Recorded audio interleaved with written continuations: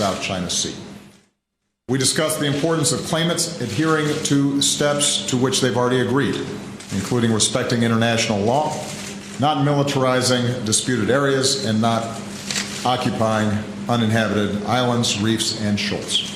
And I reiterated that the United States will stand with allies and partners in upholding fundamental interests, among them the freedom of navigation and overflight, lawful commerce that is not impeded, and peaceful resolution of disputes. The United States and ASEAN also continue to deepen our cooperation on transnational challenges. We discussed the importance of continuing to share information to prevent terrorism and the flow of foreign fighters. Given the threat of climate change to all our nations, especially countries in this region, we agreed on the importance of bringing the Paris Agreement into force as soon as possible.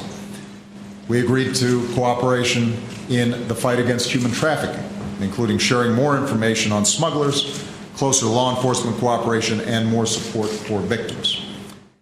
And at the East Asia Summit, our 18 nations expressed our grave concern about North Korea's provocative missile launches, highlighted the threat posed by its nuclear and ballistic missile programs, and called on North Korea to uphold its international obligations. And finally, I'm especially pleased that we continue to deepen the connections between the people of ASEAN and America, particularly our young people, like the inspiring young men and women that I met with at our town hall yesterday. Our Young Southeast Asian Leaders Initiative is now then 100,000 strong. The Women's Leadership Academy that I announced yesterday will support women leaders in business, government, and civil society throughout ASEAN, and we're going to help increase language skills among students and teachers through our English for All program. In closing, I'm mindful that this is the last day of my last trip to this region as president. And when I think back to the time that I spent here as a boy, I can't help but be struck by the extraordinary progress that's been made across so much of the region in the decades since, even as there's still a lot of work to be done. And so it means a great deal to me, not only as president, but also personally, that over the past 8 years, we've increased cooperation between ASEAN countries and the United States. It is unprecedented, the breadth and depth of our relationships, and I think it's one of the most successful parts of our rebalance policy. We've made it clear that the United States will continue to stand with the people of this region in advancing their security, prosperity, and dignity, including universal human rights, and I am very optimistic that the ties of friendship between our people, as reflected by that room full of young people that we saw yesterday, will bring us even closer in the years to come.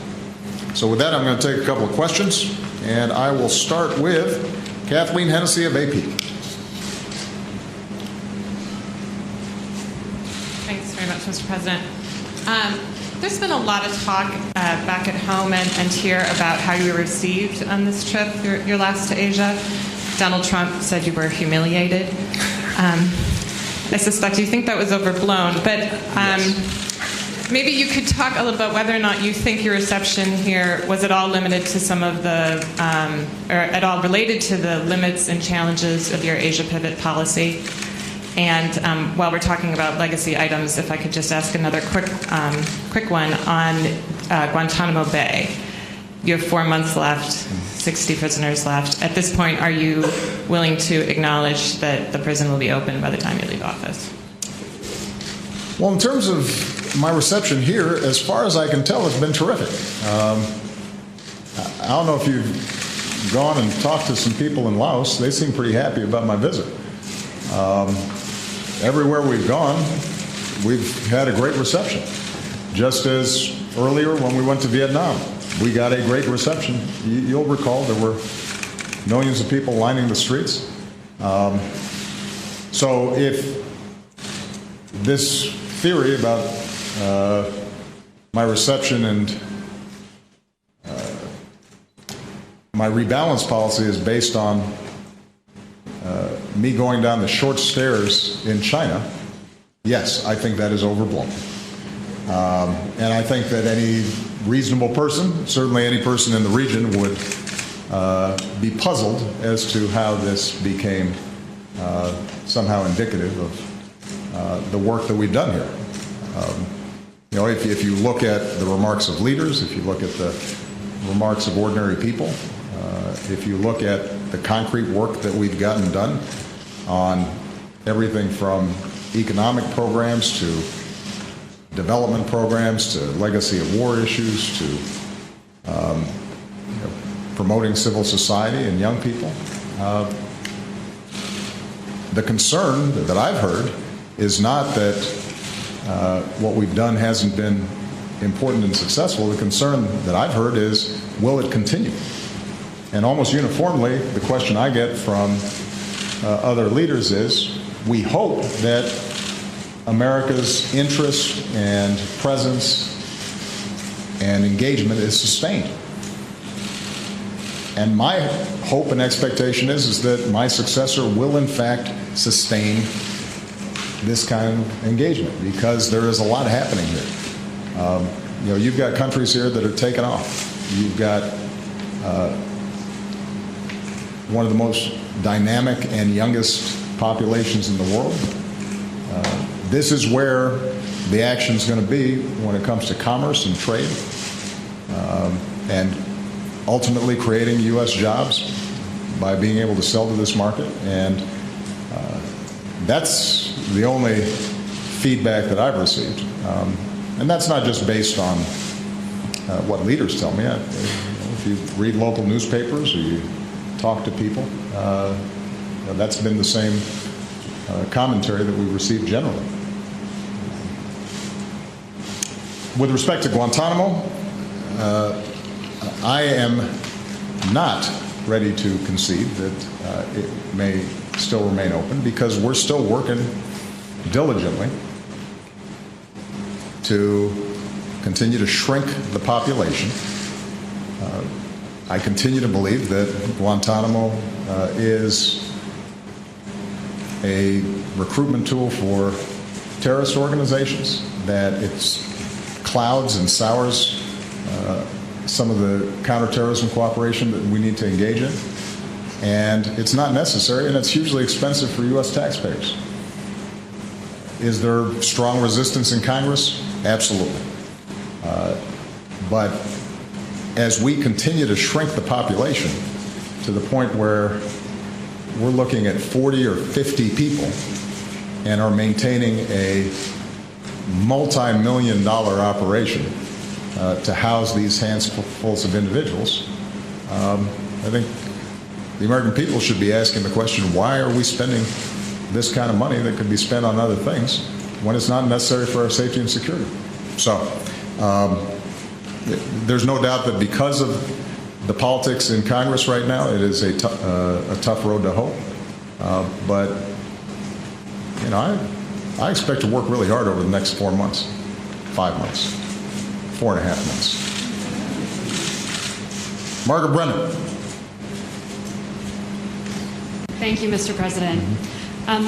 Can you tell us if last night Philippine President Duterte offered his apology to you, and if you said to him the U.S. will continue to help the Philippines push back against China? And last night, sir, Donald Trump said Vladimir Putin has been more of a leader than you, and then he said you have reduced American generals to rubble. Do you care to defend your legacy? Do I care to defend? Okay, respond. Got it. I did shake hands with President Duterte last night. It was not a long interaction, and what I indicated to him is that my team should be meeting with his and determine how we can move forward on a whole range of issues. As I said when I was asked about this in China, I don't take these comments personally, because it seems as if this is a phrase he's used repeatedly, including directed at the Pope and others. And so I think it seems to be just a habit, a way of speaking for him. But as I said in China, we want to partner with the Philippines on the particular issue of narco traffickers, which is a serious problem in the Philippines. It's a serious problem in the United States and around the world. On that narrow issue, we do want to make sure that the partnership we have is consistent with international norms and rule of law.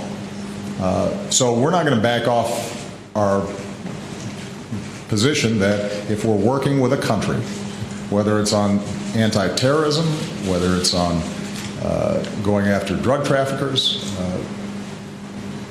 as despicable as these networks may be, as much damage as they do, it is important from our perspective to make sure that we do it the right way. Because the consequences of when you do it the wrong way is innocent people get hurt. And you have a whole bunch of unintended consequences that don't solve the problem. It has no impact on our broader relationship with the Philippine people, on the wide range of programs and security cooperation that we have with this treaty ally. And it certainly has no impact in terms of how we interpret our obligations to continue to build on the long-standing alliance that we have with the Philippines, however that may play itself out. And my hope and expectation is that as President Duterte and his team get acclimated to his new position, that they're able to define and clarify what exactly they want to get done, how that fits in with the work that we're already doing with the Philippine government, and hopefully it'll be on a strong footing by the time the next administration comes in. As far as Mr. Trump, I think I've already offered my opinion. I don't think the guy's qualified to be President of the United States. And every time he speaks, that opinion is confirmed. And I think the most important thing for the public and the press is to just listen to what he says and follow up and ask questions about what appear to be either contradictory or uninformed or outright wacky ideas. There is this process that seems to take place over the course of the election season where somehow behavior that in normal times we would consider completely unacceptable and outrageous becomes normalized. And people start thinking that we should be grading on a curve. But I can tell you from the interactions that I've had over the last 8 or 9 days with foreign leaders that this is serious business. And you actually have to know what you're talking about, and you actually have to have done your homework. And when you speak, it should actually reflect thought-out policy that you can implement. And I have confidence that if, in fact, people just listen to what he has to say and look at his track record or lack thereof, that they'll make a good decision. Elise, who? Thank you very much, Mr. President. On North Korea, there's increasing evidence that China isn't enforcing economic sanctions, namely when it comes to coal. So what's the next move there in your remaining 4.5 months in office? And second, is it time for a fundamental rethink of North Korea policy, given that all these years of condemnations and increasing sanctions haven't led to a desired outcome? Thank you. Well, those are good questions. In my meeting with President Xi, we emphasized the importance of full implementation of the UN sanctions that have been put forward. I can tell you that based on not only their presentations, but actually intelligence and evidence that we've seen, China has done more on sanctions implementation than they have on some of the previous UN Security Council sanctions. But you are absolutely right that there are still places where they need to tighten up, and we continue to indicate to them the importance of tightening those up. you may have noted that China continues to object to the THAAD deployment in the Republic of Korea, one of our treaty allies. And what I've said to President Xi directly is that we cannot have a situation where we're unable to defend either ourselves or our treaty allies against increasingly provocative behavior and escalating capabilities by the North Koreans. And I indicated to him that if the THAAD bothered him, particularly since it has no purpose other than defensive and does not change the strategic balance between the United States and China, that they need to work with us more effectively to change Pyongyang's behavior. Now, when it comes to changing Pyongyang's behavior, it's tough. It is true that our approach, my approach since I've been president, is to not reward bad behavior. And that was based on the fact that before I came into office, you had a pattern in which North Korea would engage in some provocative action, and as a consequence of the equivalent of throwing a tantrum, countries would then try to placate them by giving them humanitarian aid or providing other concessions or engaging in dialogue, which would relieve some of the pressure, and then they would just go right back to the same provocative behavior later.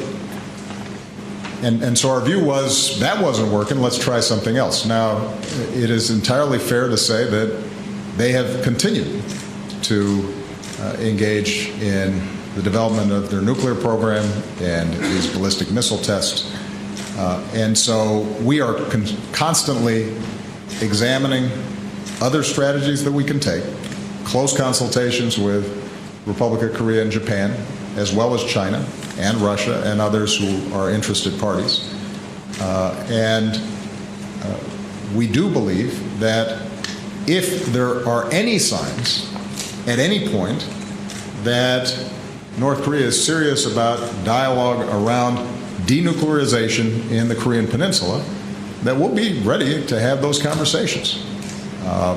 It's not as if we are looking for a problem or avoiding a willingness to engage diplomatically, but diplomacy requires that Pyongyang meet its international obligations, and not only is it failing to meet those international obligations, it's not even suggesting that they have any intention to do so anytime in the future, regardless of the inducements that might be put on the table. So, look, we are deeply disturbed by what's happened.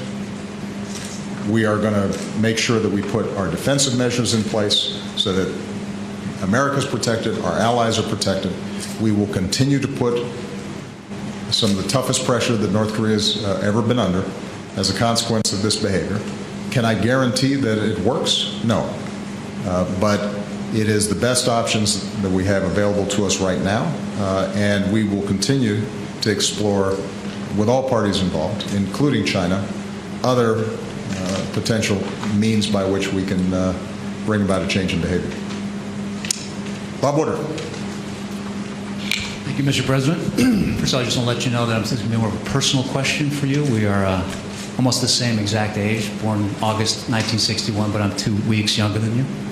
You know, I noticed that when we were in the gym together, you were working out a little harder than me. So those 2 weeks clearly are making a difference. But I want to ask you about some of your thoughts all those years ago, since we were living in those days of the Vietnam era. What were your thoughts about Vietnam, the war at that time, and certainly as time went on, but more importantly about the secret war, when you found out about that, and also as time went by? Given what you learned about that and what you see now and what you witnessed when you're here, do you think you should apologize fully to the country of Laos?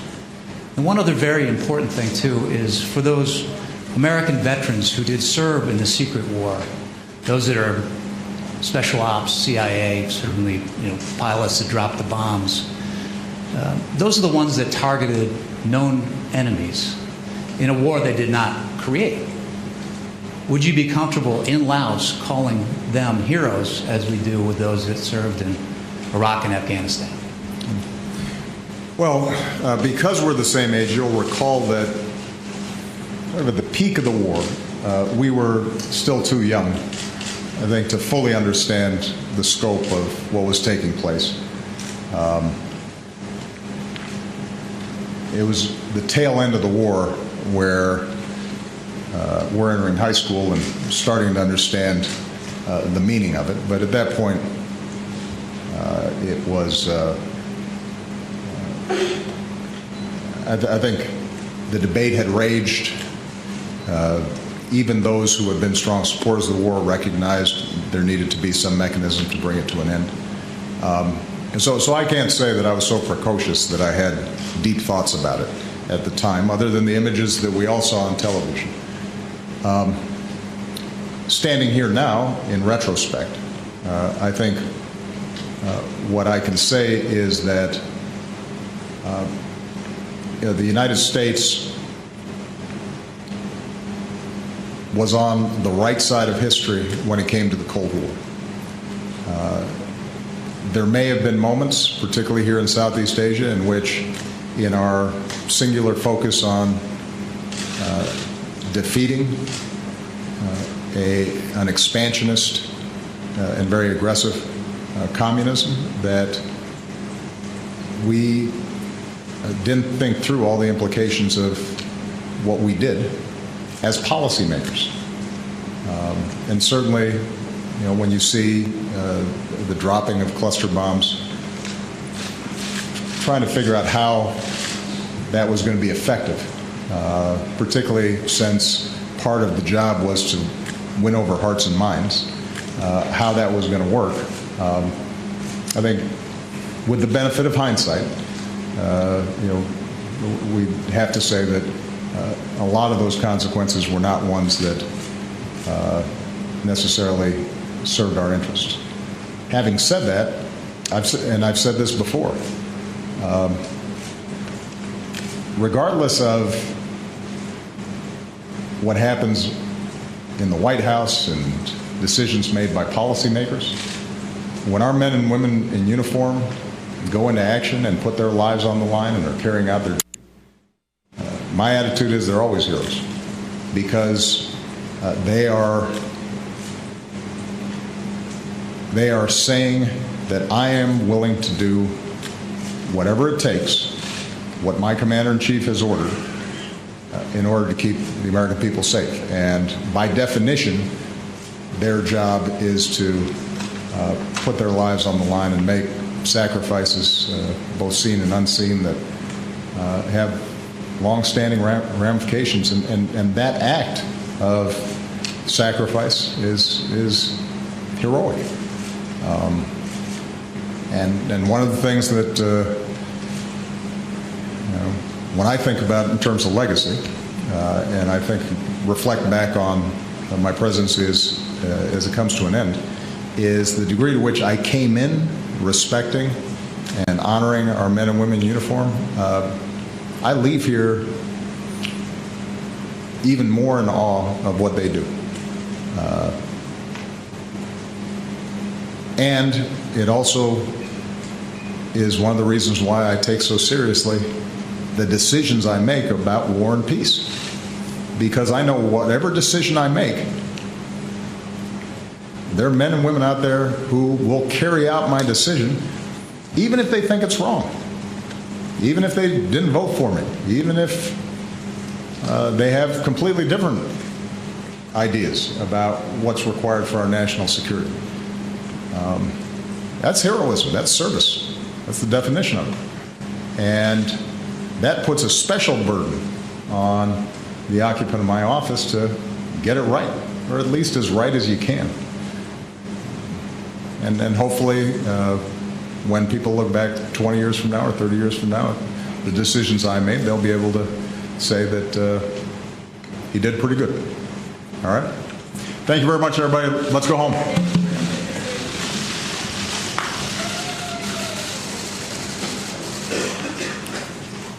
And as the ASEAN summit